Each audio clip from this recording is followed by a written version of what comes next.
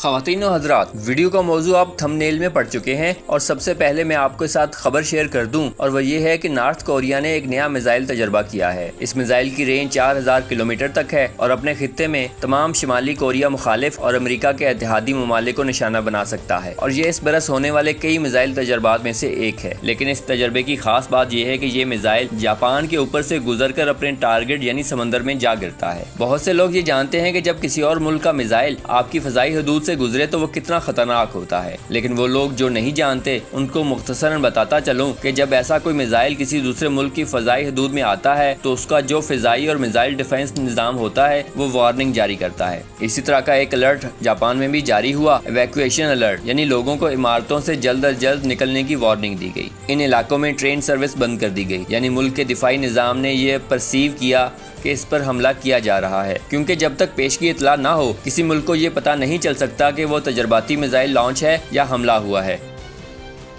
پاکستان میں کچھ عرصہ پہلے اس طرح کا ایک واقعہ پیش آیا جب بھارت کا برہموس میزائل پاکستان کی حدود میں آن گرا، جس کے بارے میں بھارتی حکومت کا کہنا تھا کہ وہ فنی خرابی کی وجہ سے اپنے روٹ سے ہٹ کر پاکستانی حدود میں آن گرا۔ ماہرین نے اس واقعے کو انتہائی خطرناک قرار دیا کیونکہ یہ کسی بھی بڑے حادثے کا باعث بن سکتا تھا، اور اگر پاکستان کی جانب سے جوابی کارروائی کی جاتی تو وہ جنگ کا باعث بن سکتی تھی۔ لیکن شمالی کوریا کی جانب سے یہ میزائل حادثاتی طور پر نہیں بلکہ جان بوجھ کر لانچ ہوا۔ ایسا 2017 میں بھی ہوا تھا۔ اگر اس کے تصویراتی مقاصد کی بات کی جائے، جنوبی کوریا اور امریکہ کی مشترکہ بحری مشقوں کے جواب کے طور پر پیش کرتا ہے، لیکن ان تجربات اور وہ تمام میزائل اور جوہری ہتھیاروں کے تجربات کو حالیہ برسوں میں کیے گئے ان کے انتہائی اہم اسٹریٹجک مقاصد ہیں۔ یہ بین الاقوامی سیاست کا انتہائی اہم سبق ہے۔ شمالی کوریا پر اقوام متحدہ کی سلامتی کونسل نے پابندیاں عائد کر رکھی ہیں۔ ان پابندیوں کی وجہ سے چین اور روس بھی شمالی کوریا کے ساتھ تعاون نہیں کر سکتے، اور ان پابندیوں کی وجہ سے شمالی کوریا کا بہت سے مسائل کا سامنا ہے۔ بالخصوص وہ کسی ملک کے ساتھ تجارت نہیں کر سکتے، وہ بہت سی اشیاء امپورٹ نہیں کر سکتے جس میں جدید مشینری، ادویات سمیت بہت سی ضروری اشیاء شامل ہیں، اور نہ ہی وہ اپنی مصنوعات کو برآمد کر کے زر مبادلہ کما سکتے ہیں۔ یوں عوام اور حکومت کو اپنے وسائل پر ہی انحصار کرنا پڑتا ہے۔ شمالی کوریا ایک جوہری طاقت ہے جس کی وجہ سے اس نے اپنا دفاع ناقابل تسخیر بنا لیا ہے،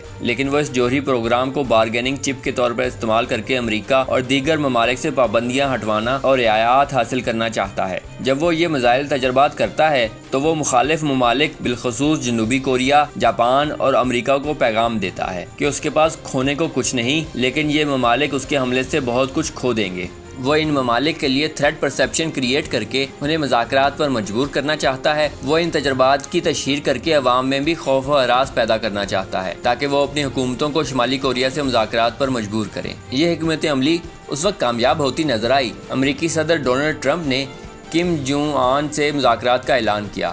گو کہ وہ مذاکرات کامیاب نہ ہو سکے، لیکن کم چاہتے ہیں کہ ٹرمپ کی طرح ڈیموکریٹک انتظامیہ بھی ان کے ساتھ مذاکرات پر مجبور ہو سکے، لیکن ڈیموکریٹس کا فی الحال ایسا کوئی ارادہ نہیں۔ یہی حکمت عملی ایران اپنا رہا ہے۔ اس کی جانب سے جوہری پروگرام کی کئی بار تشہیر اس طرح سے کی گئی کہ عالمی قوتوں کو مذاکرات کرنے اور جوہری معاہدہ کرنے پر مجبور ہونا پڑا۔ ایران اور شمالی کوریا جیسی پابندیوں کی زد میں آئے ممالک اسی طرح سے اپنے مطالبات منوانے کی کوشش کرتے ہیں۔ ایران کے ساتھ معاہدے میں رکاوٹ کیا ہے، اس کے لیے ایک اور ویڈیو بنائیں گے۔